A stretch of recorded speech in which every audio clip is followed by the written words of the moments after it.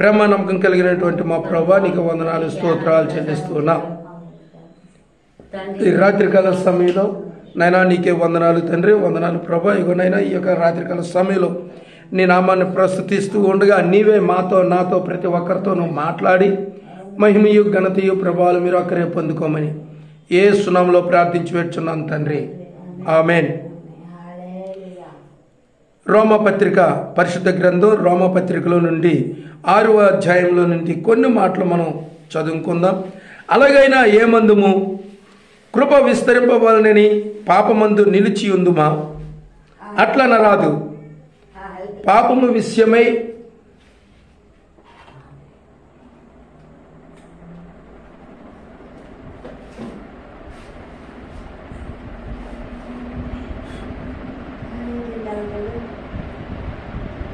పాపము విషయమై చనిపోయిన మనము ఇక మీదట ఎలాగూ జీవించుదుము?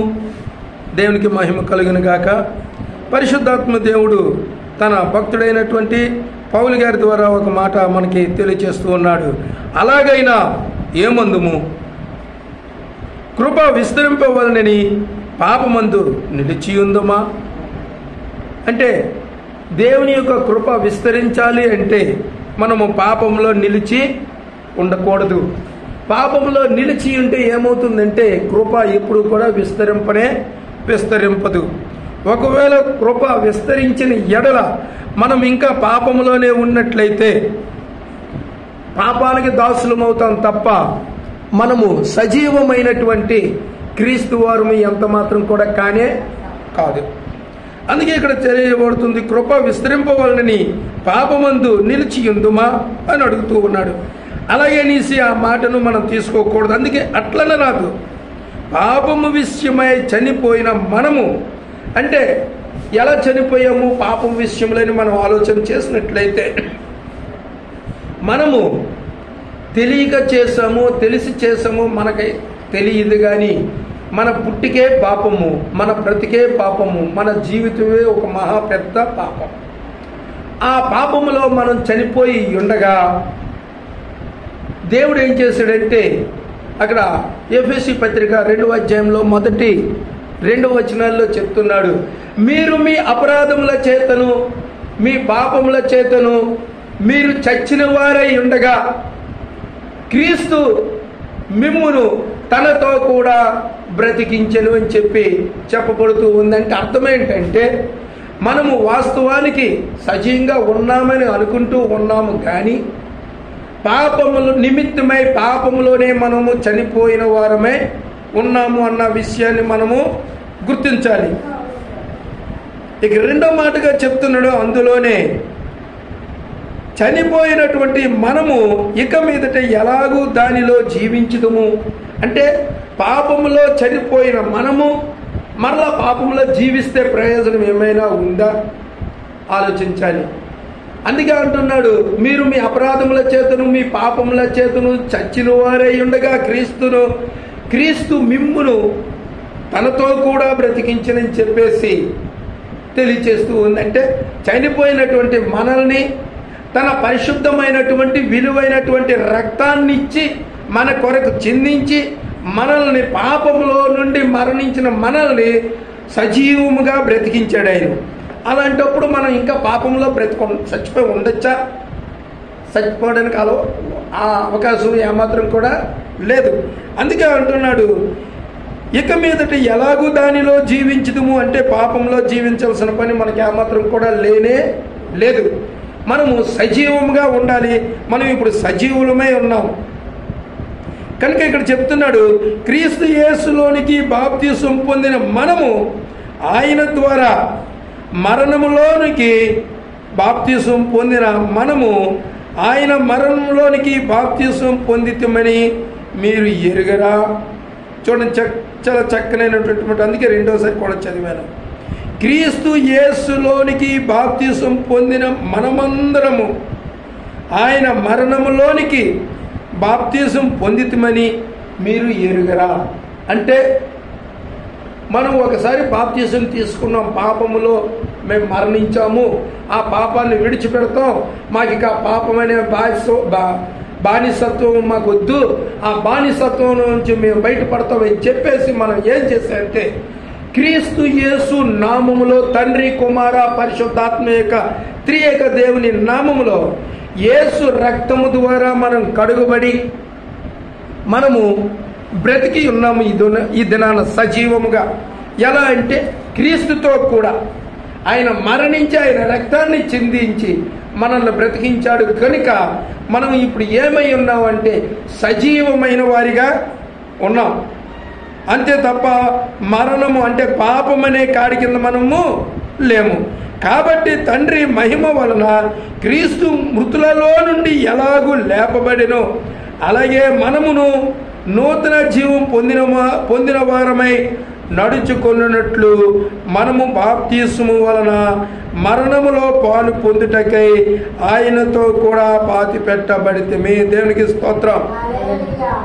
ఆయన ఏం చెప్తున్నాడంటే క్రీస్తు తన రక్తాన్ని వెలగా పెట్టి మనల్ని కొనుక్కున్నాడు కనుక మనం ఇప్పుడు ఏమై ఉన్నామంటే క్రీస్తుతో కూడా పాపము నిమిత్తం సమాధి చేయబడి ఉన్నాం, పాతి పెట్టబడి ఉన్నాం. ఇప్పుడు క్రీస్తుతో కూడా పాతి పెట్టబడి ఉన్నాము అంటే ఇప్పుడు మనం ఏమై ఉన్నాము? క్రీస్తు సమాధి చేయబడ్డాడు కాబట్టి మనం కూడా సమాధి చేయబడ్డాం. కానీ 3వ దినమునందు ఆయన మళ్ళీ లేపబడ్డాడా లేదా?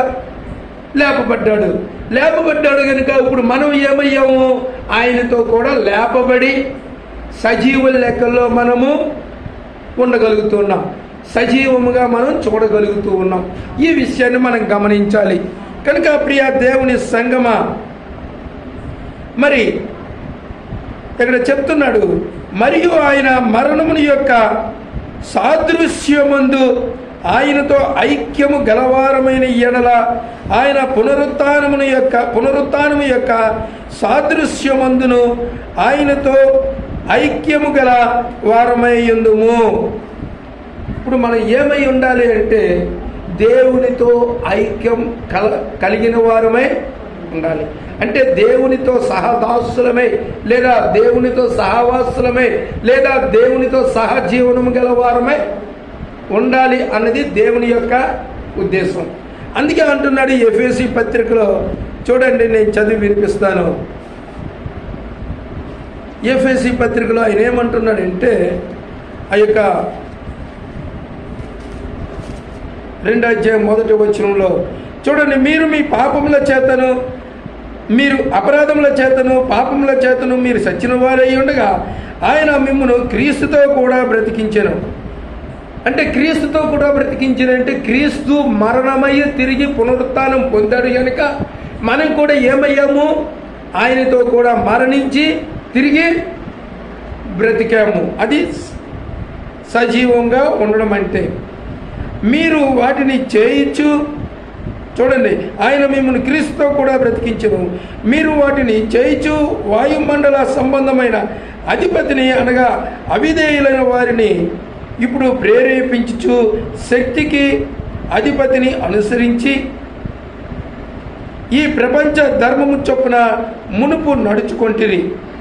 అంటే ముందేం చేసామంటే మనం అందరం కూడా ప్రభువుని నమ్మక ముందు ఈ లోకంలో ఉన్నటువంటి అంధకార దురాత్మ చీకటి శక్తులను అనుసరించి వాటిని మొక్కి వాటికి సాగిలబడి వాటిని ఆరాధించి మనము గత జీవితాన్ని గడిపాం.